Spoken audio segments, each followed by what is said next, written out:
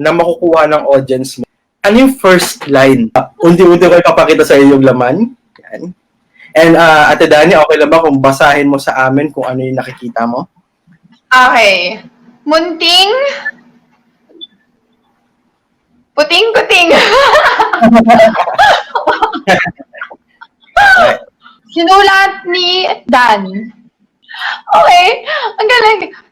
Petra, maging matapang ka. Oh my God! Petra, maging matapang ka.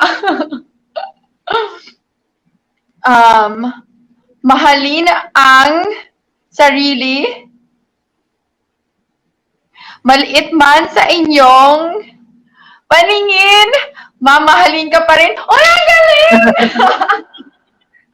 Oy, no joke. Andyan kanina pa yung envelope na yan, Simula nung tinanong mo ko. Oh my God!